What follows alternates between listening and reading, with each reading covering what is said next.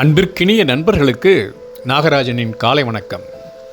நண்பர்களே, இன்றைய மழைக்கால படைப்பாக ஒரு தேடி பிடித்து படித்த கவிதை ஒன்றை இங்கே வெளியிட இருக்கிறேன். இந்த கவிதையை எழுதியவர் ராபர்ட் ஃப்ரோஸ்ட் என்னும் அமெரிக்க கவிஞர். இவர் கிராமப்புற காட்சிகளை மையப்படுத்தி எழுதுவதில் வல்லவர். இலக்கியத்திற்காக பலமுறை நோபல் பரிசுக்கு பரிந்துரைக்கப்பட்ட போதிலும் அவரால் வாங்க முடியவில்லை. ஆனாலும் எண்ணற்ற உயரிய விருதுகளை வாங்கி குவித்திருக்கிறார்.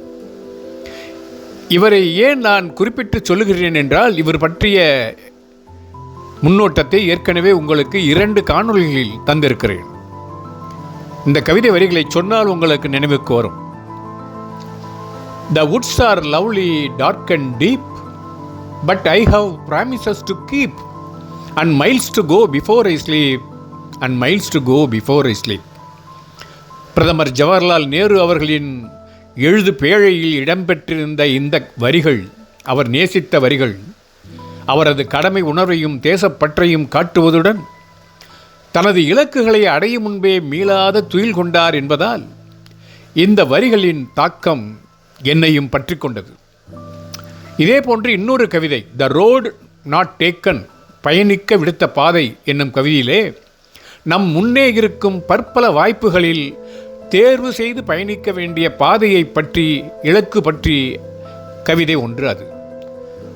எனவே இந்த காணொளிகளை மீண்டும் ஒரு முறை பார்ப்பதற்கு வசதியாக அவற்றின் இணைப்புகளை இங்கே அளித்திருக்கிறேன்.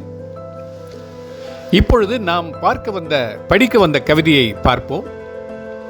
Nature's first green is gold. இதுதான் தலைப்பு, கவிதையின் தொடர்பு. Her hardest hue to hold, her early leaves a flower, but only so an hour. Then leaf subsides to leaf, so Eden sank to grief. So dawn goes down to day, nothing's gold can stay. என்ன எளிமையான வரிகள் பாருங்கள். இதனுடைய தமிழாக்கம், இயற்கையின் முதல் பசுமை பொன், அதை தக்க வைப்பதோ மிகவும் கடினம்.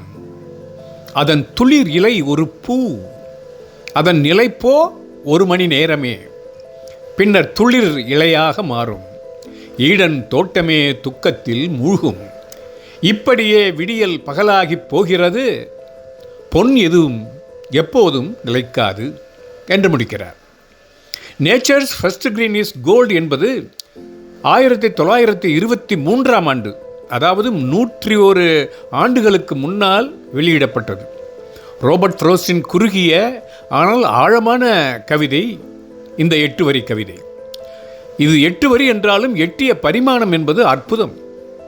இந்த கவிதை எளிமையாக அமைந்திருந்தாலும் இயற்கையின் மாறும் அழகு மற்றும் வாழ்க்கையின் நிலையற்ற தன்மை குறித்த ஆழமான சிந்தனைகளை வெளிப்படுத்துகிறது. வசந்த காலத்தின் முதல் இலை, அதாவது துளிர், கொழுந்து என்று குறிக்கப்படும் இயற்கையின் இளமையான இனிய ஆரம்ப வடிவம், உயிர்மிக்க துடிப்பு மிகவும் குறுகிய காலத்தில் வாழ்க்கையின் இளமை மாயமாவதை விளக்கும் வகையில் தெளிவான உருவகம் மற்றும் ஓமையுடன் இந்த கவிதை புனையப்பட்டிருக்கிறது. கவிஞரின் குரல் ஏக்கம் மற்றும் தத்துவார்த்தமானது.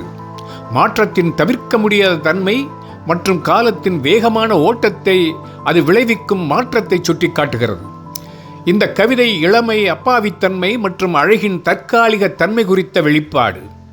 இழப்பு, மாற்றம் மற்றும் வாழ்க்கை சுழற்சிகளின் இனிப்பு, துயரம் போன்ற கருப்பொருள்களை உள்ளடக்கியது. இயற்கையின் முதல் பசுமை தங்கம் என்று இந்த கவிதை தொடங்குகிறது. இது வசந்த காலத்தின் ஆரம்ப இலைகள், துளிர்கள் மினுமினுப்பாக, கவர்ச்சியாக, மதிப்பு மிக்கவையாக, மென்மையானவையாக இருப்பதை கவிஞர் வெளிப்படுத்துகிறார். அந்த அழகு மற்றும் ஈர்ப்பு நிறைந்த இந்த ஆரம்ப நிலை கவிதையில் குறிப்பிடுவது போல நிலையற்றது. இந்த தங்கம் நீடிக்காது.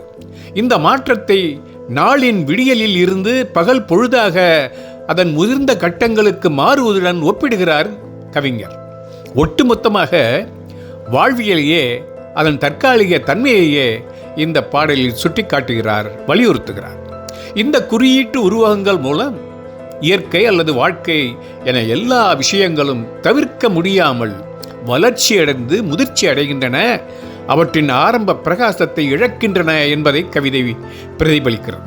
எனவேதான் அவர் சொல்லியிருக்கிறார், ஈடன் துக்கத்தில் மூழ்கியது. ஈடன் என்பது உலக வாழ்க்கையை சுற்றுவது.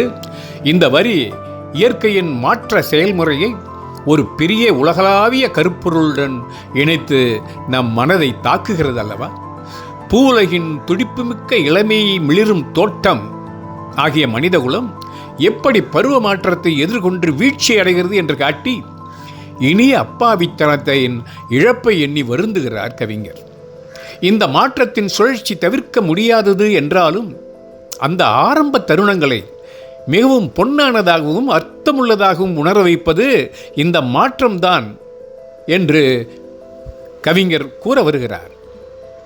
இறுதியாக பொன், அதாவது செல்வம் கூட வாழ்க்கை போலே நிலைக்காது, உருண்டோடும் என்பதையும் மறைமுகமாக சுட்டிக்காட்டுகிறார்.